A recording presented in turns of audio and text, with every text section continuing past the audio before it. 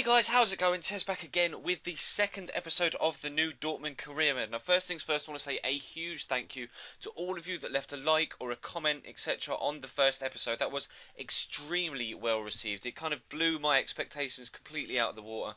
And we got 400 plus views and like 80 plus likes, which is just insane. So, thank you so much for that. And moving into this one, then this episode is basically going to take us from the start of the season to all the way through pre-season and leading up until the opening day. So everything of note that happens in between that time frame will be in this episode.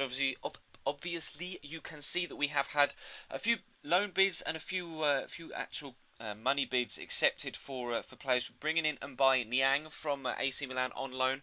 Now, and Luke Shaw actually, while this is on screen, offering him a contract, bought him or put a bid in of 3 million, I think it was, for Luke Shaw. Only 16, 70 rated overall. Does look like an extremely good prospect. Now, I did look into every single last one of your guys' comments and suggestions from the previous episode, and some of the guys were just out of my price range at present, because obviously we have only got a very small budget of 14 million and a small wage budget of 100k, which, to be fair, it sounds like a lot, but it really isn't when it comes to bringing in the sort of players that we're going to need to bring in to be challenging on the domestic front in the German Cup and in the Bundesliga for the title, and of course in the Champions League. So trying to bring in a few youngsters that are kind of maybe going to add something a little bit extra to what we've got at the minute, because we do have a lot of youth players, but not a large amount of youth players that are actually good enough to hold down a regular spot in the team, or even a regular spot in the squad.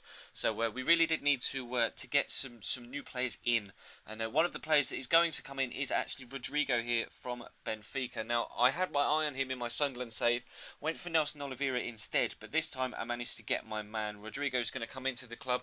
Actually paid £7.5 million, I think, for him in the end, which is a decent amount actually. He's the only large sum of money, or the only large transfer sum of money wise, that we're actually bringing in. We did have a huge bid from Chelsea of 23.5 million for Lewandowski. He's not going anywhere for less than 40. I'm just going to put that straight out on the table. Neither is Goetze, neither is Royce. The three of those are my absolute favourite three players at Dortmund, although of course Goetze is moving to Bayern Munich in the summer for next season. But nonetheless, we come into the second friendly of the pre-season. They actually started a lot of the kids and the rotation players in this one, and I simmed it, of course. I simmed the first two friendlies, played the third just to get a feel of how the team was. Now, we beat Valenciennes 2-1. We come into this game against Lazio. We're starting a full strength lineup, as are they. Players like Marchetti, Konko, Ledesma, Hernandez, Lulic, and Miroslav Klose in the starting 11, and I found it quite hard to adjust actually. Obviously, coming from the Sunderland save into this Borussia Dortmund team, not played with them before, whether it be online or offline, I don't think this year. And Miroslav Klose there put them 1-0 up with an absolutely fantastic header. I left in all the replays of that because that is just superb. The power he generates on that when it's just kind of a standing jump is unbelievable. Really fantastic goal from him there. And then later on we were going to pick up a free kick. Now, I do like to have an extremely good free kick taker in my squad. You will know that obviously in the Sunderland career mode we had Kazuki Honda, and then we had Adam Yajic taking free kicks. And you can see from the half-time stats, I really was struggling. I was keeping a lot of the ball but just not creating anything, which was going to be a problem if we weren't able to switch things up second half. But I brought on Rodrigo for Lewandowski at half-time just to kind of add that little bit extra pace up top, because obviously Lewandowski is quick, but he's not the fastest. And actually Rodrigo is going to get involved here. This is Goetze is going to bring in the fake shot, have a decent strike from distance, going to rebound off the bar, deflect. Eventually it's going to find its way to Rodrigo, who on the swivel scores a superb goal. Now, the technique on that, when it first went in, I was like, yeah, okay, that's a decent goal. But I left the replays in because actually the angle he gets on it from the position he's in the centre of the goal is just unbelievable. That first touch is decent, but he then swivels himself to kind of kick it back across his body. It's almost like Frank Lampard's goal a few years ago against Bayern Munich, I think it was. I can't really remember, but he scored a goal like that in the Champions League that was just, it kind of defied all logic.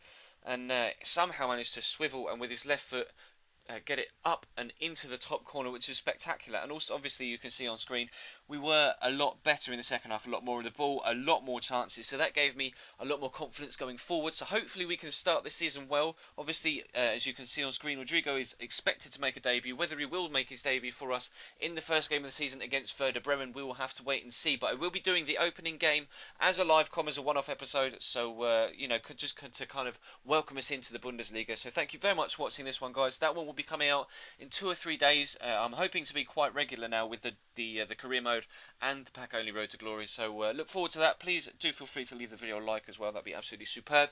If we can get the same or at least close to the amount of support for this video as we did the first one, then I will be absolutely amazed, and that'd be unreal. But of course, links on screen on the end slate to the previous episode in this series, which is of course the opening one, and then in the little window to a random video from earlier on in the week on this channel. So thank you very much for watching, guys, and I will see you next time.